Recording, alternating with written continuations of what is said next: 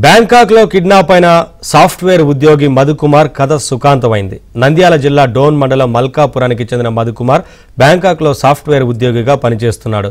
ఈ క్రమంలో మధుని కిడ్నాప్ చేసిన బ్యాంకాక్ లోని కిడ్నాపర్లు డబ్బులు డిమాండ్ చేశారు. దీంతో బాధితుడి కుటుంబ సభ్యులు 8,60,000 రూపాయలు చెల్లించారు. అయినా మధుని విడిచిపెట్టలేదు.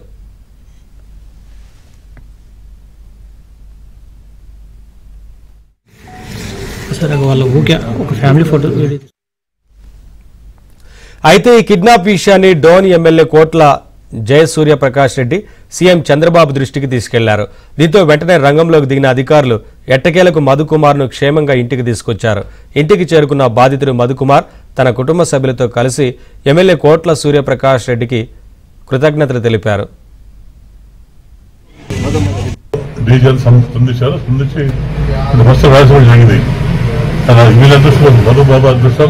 అలా ముఖ్యమంత్రి రావడం, మన జిల్లాకు రావడం, అంతా రావడం, అక్కడ నేను డిస్కస్ చేశాను. ప్లస్ ఇమీడియట్లీ స్పందించి ఇమీడియట్లీ డిఐ గారికి, ఎస్పీ గారికి, కమిషనర్ గారికి చెప్పి, అలాగే అంబాసిడర్ మాట్లాడి చేయమని చెప్పాడు. వీళ్ళు తల్లి అదృష్టం చేసుకోబట్టి ఆ రోజు సీఎం గారు స్టేషన్ రావడం జరిగింది. ఎవరు స్టేషన్ బయటకు వచ్చాడు. అందుకని దేవుడు వీళ్ళ మీద దయ చెప్పాడు కాబట్టి వీళ్ళకి ఇబ్బంది లేకుండా వీళ్ళు ఇబ్బంది పడ్డాడు. కానీ వీళ్ళు ఆశ చూపించారు. ఆశ చూపించి ఆశకు అంటే వీడు ఆశకు లొంగినాడు. బాబు సరే మంచి జీవితం వస్తుంది, మనం బ్యాంకింగ్ పోతామా, ఎండిపోతే ఎందుకు పోతున్నాం, మనకు సేపు ఉంటుందా ఆలోచించుకునే అవసరం ఉంది. మీరు తొందరపడి మా ఆర్థిక పరిస్థితి వాళ్ళు కాబట్టి దుబాయ్ అక్కడ బయటకు పోతే డబ్బులు ఎక్కువ ఇస్తాయేమో ఆశలు పోయారు, తప్పేం లేదు. కానీ ఈరోజు ఏమైంది, అదృష్టం బాగుంది కాబట్టి బయటపడిచాడు. అయితే చంపినా దిక్కులేదు. ఎక్కడో బార్డర్లో, అది కూడా బార్డర్లో ప్రశస్తి ఆశపడుతుంది. మోసపోతే కూడా ఇప్పుడు ఈ మంచి విధానం తీసుకొని దయచేసి కూడా ఒకళ్ళు కూడా లోకల్ పోలీసులతో కానీ లోకల్ వాళ్ళతో కన్సల్ట్ చేసి పోతే బాగుంటుంది. కూడా నేను నంద్యాల డిస్ట్రిక్ట్ చిన్నమలకాపురం గ్రామం నుండి మధుకుమార్ని మాట్లాడుతున్నాను. గత 2 ఏళ్లుగా సాఫ్ట్వేర్ ఇంజనీర్ పనిచేస్తున్నాను.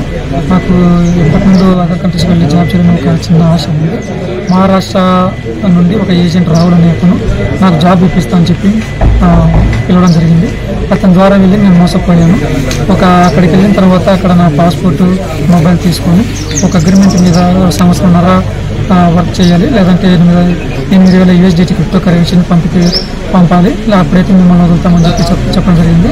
ఆ విషయం నేను మా అమ్మ నాన్నకు చెప్తే మా అమ్మ నాన్న వాళ్ళు 8,65,000 రూపాయలు అప్పు తీసుకొచ్చి నాకు కట్టడం జరిగింది. తర్వాత వాళ్ళు నన్ను వదిలిపెడితే నేను ఇండియాకి రావడం జరిగింది.